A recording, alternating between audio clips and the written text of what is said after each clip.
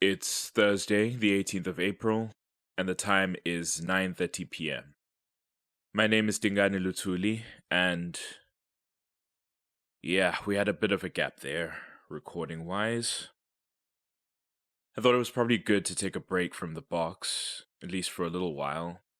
I just... I had an immediate emotional reaction to something I'd found with very little context, so I figured I should just step away, process that, and come back when I was ready to look at it with some sense of professional distance. And I think I'm good. I've cleared my head, appropriated some of my roommate's chamomile tea, and made some notes. Regarding Diary 1, the accounts of Vusmuz Lutuli, as read from in the previous session, written in various pens and pencils in an old leather-bound diary. The cover is quite worn, but the pages are only slightly pulling away, so given its presumed age, it's in pretty good condition. Taking the work at face value, and assuming it was written in earnest, it's most likely that my grandfather was dangerously unwell and killed someone. Multiple someones, in fact, judging by the number of entries in the diary, though most of them detail his combating of dark creatures and spirits that he believed plagued his community and its surroundings. And all of this he did in the service of some kind of spiritual figure, wena ovusakufihliwe was what his father said, which translates to you who wakes what is hidden, or something similar. This is, of course, assuming that he wasn't a hobbyist writer like my father, and that this isn't simply an early experimental form of fiction. He was actually the first of his family to pursue any formal education, let alone a tertiary one, and this was in a time when a certain government made it very difficult for people like us to do that. But these are only reasonable guesses, and rooted only in the context provided by these texts rather than any personal knowledge. I don't know if my grandfather was a writer, or criminally insane for that matter, because I don't know a lot about him. My father rarely spoke of him because he'd been estranged from his family for most of his adult life. On one of our parents' more sentimental days, we managed to get from them that our father and grandfather reunited briefly over 2 decades ago. This was when they'd found out they were pregnant with me and wanted to give him a chance to meet his first grandchild, despite everything else. I think he got to see me when I was born, but he passed away shortly after, so I don't have any genuine memory of him. Regardless, as prefaced, those are my thoughts examining this at face value. Taking a step beyond that? Look, I consider myself a pretty sensible and rational person. If you were to ask me flat out whether I believe that magic is real or that vampires and werewolves hide among us and stalk us from the shadows, I'd probably be as close to no as you could get. But there are some things that you see, that you experience, that can't be explained by sense and rationality. At least, not by our modern frameworks of science and logic and theory. When you have even a touch of traditional or cultural upbringing, though, you were probably raised with an answer that circumvents or even defies those frameworks. In isiZulu, we call it ubthakati, the closest word for it in English being witchcraft. The first thing that might come to mind if you live here is flyers on street poles and city walls, promising financial success, help with romantic troubles, or maybe even a certain physical endowment. Always block letters on an A4 white page with a cell number to call. But that's just scammers looking to make a few rands off the desperate. An unfortunate collision of culture and commercialism. The real deal is meant to be some dark stuff, based on some of the tall tales my mother raised us on. But it's only ever engaged on in a broad, spiritual sense. Clearly, potentially, My grandfather believed in it to the point of physical action. The more distressing concern, though, is that this isn't my grandfather's box, or at the very least, it hasn't been for a long while. The likelihood that my father had this for keepsake reasons shrinks with each item I find that has to be from within the last 20 years. In fact, File 1, Entry 6. A newspaper article that seems to be printed off the online version of the Sunday Atlantic. It's written by Sandile, and the title reads, Bizarre Collapse Halts Shopping Park Expansion, Worker Blamed. Situated in the northern Cape Town suburb of Avondale, the shopping complex Nova Park began work in the new year to extend their premises, following a boom in office and residential property business in the surrounding area.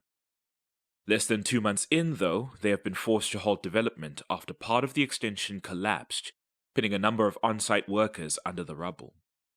From eyewitness testimony, the second story of the new construction suddenly gave way at around 2 p.m. last Thursday. One wall tipped over into the scaffolding, knocking over a number of laborers, while the rest of the structure fell onto the first floor, causing significant damage and trapping service workers below. I thought the sound was a jackhammer at first, or some other loud construction equipment, said one of the witnesses who wished to remain anonymous.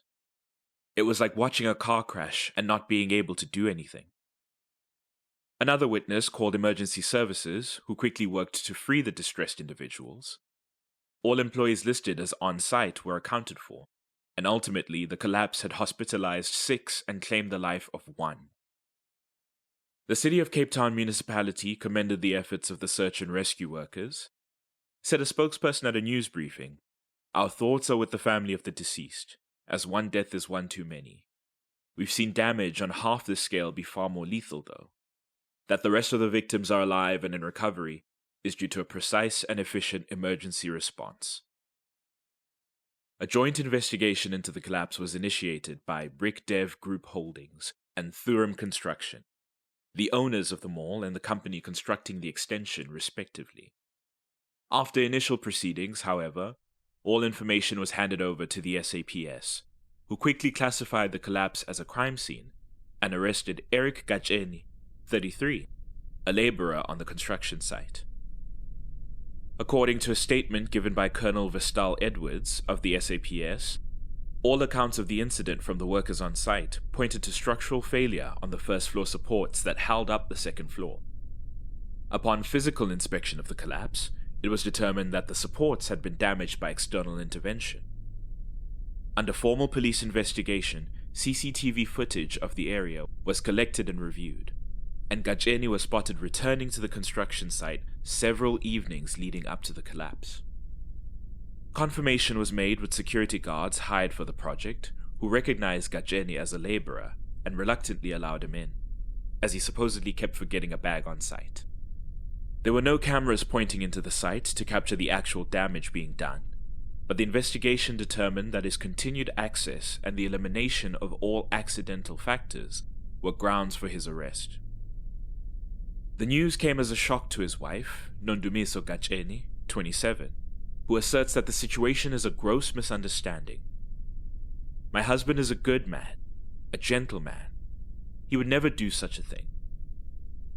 In addition to his well-being, Gacheni's wife fears for her and their young child's security, as despite her work at a corner store in the Belleville CBD, they rely heavily on his income stream. The Thuram contingent was similarly confused, as Gacheni had worked on their last 2 projects and never shown any signs of violence or malice. Eric's a reliable oak, said the project manager. Always on time, always working hard. Felt good about the turnaround if his name was on the timetable. Gacheni's fellow workers had similar accounts of his character and temperament. The investigation has yet to determine the motive for the actions of the accused, but reportedly from interrogation, Gacheni asserts his innocence despite the CCTV footage.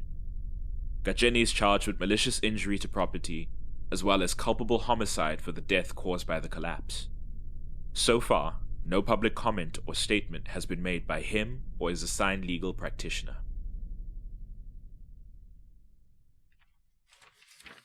File 1, Entry 7. A post taken from a local true crime blog called West Coast Crime. It's written by Carly Berkowitz, and the title reads, The Claremont Black Widow, A Family Affair. Early on the morning of 30th August 2023, Nicole Rakip made an emergency ambulance call, reporting her husband Imran and their 3 children as being severely ill and in need of urgent medical assistance. The family was rushed from their Claremont suburbs home to the Sommerfeld Medical Center, Nicole informing the paramedics and later the doctors of the details. Over the weekend, her youngest child had fallen ill, followed quickly by the other 2, and then her husband at the beginning of the week. All complained of nausea, stomach pains, frequent toilet visits. Assuming they had caught a stomach bug, she had them stay home from school and work, and attempted to nurse them back to health with fluids and medicine. The situation slowly worsened, however, and that Wednesday morning when her youngest was unresponsive, she picked up the phone. After a day and a half of intense medical intervention, doctors determined that the family had severe chlorine poisoning. This struck as unusual given the timeline Nicole had presented to medical personnel. Of the reported response, Dr. Alice Duplessis, medical expert at the Apollo Journal, suggested that, quote, the levels of chlorine recorded at the time of admission were likely not consistent with the severity of the symptoms, which may imply prolonged consumption over time rather than a single instance of exposure, end quote. What mere hours prior had been a mother's frantic scramble to get help for her ailing family suddenly turned into a web of suspicions and unreliable accounts.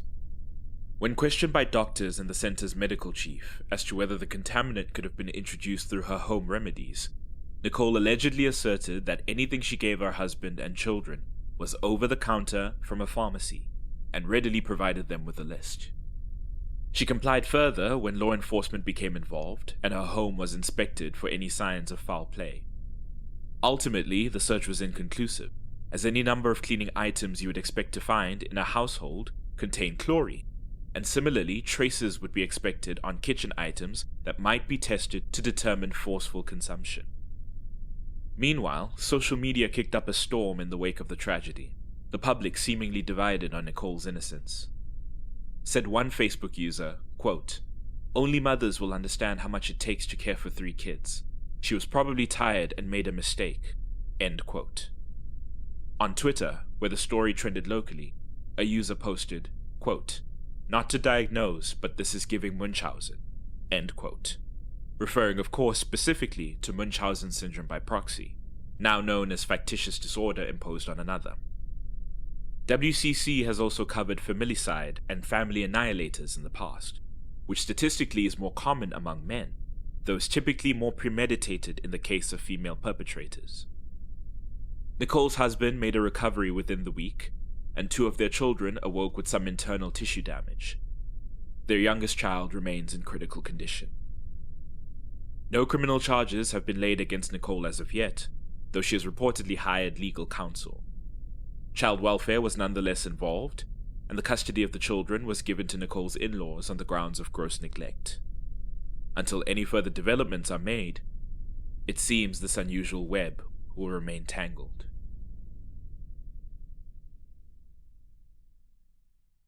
These articles are from a few years ago, which means my father put them in here. They're double dog-eared on the top left corner, the way he taught me to do when you didn't have a stapler or paperclip on hand. I look at these stories and I see 2 people who are possibly under severe stress that nobody realized or paid attention to, and snapped in a way that they didn't expect.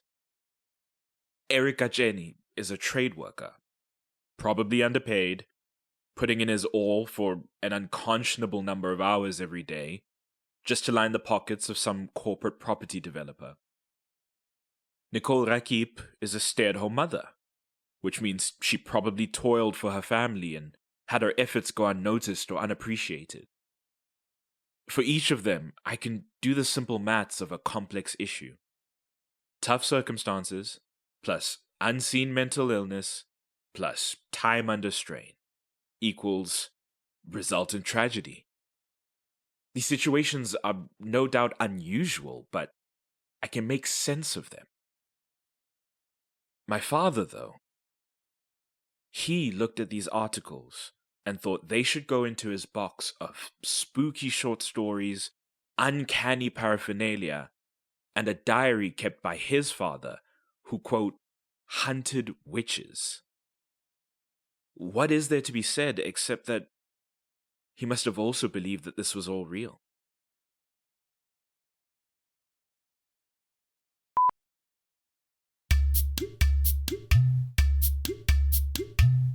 Call to the Dark, created by Sandile Dlamini. Featuring Dingane, voiced by Sandile Dlamini. To keep up with the show, visit @CallDarkPod on social media or email calldarkpod@gmail.com.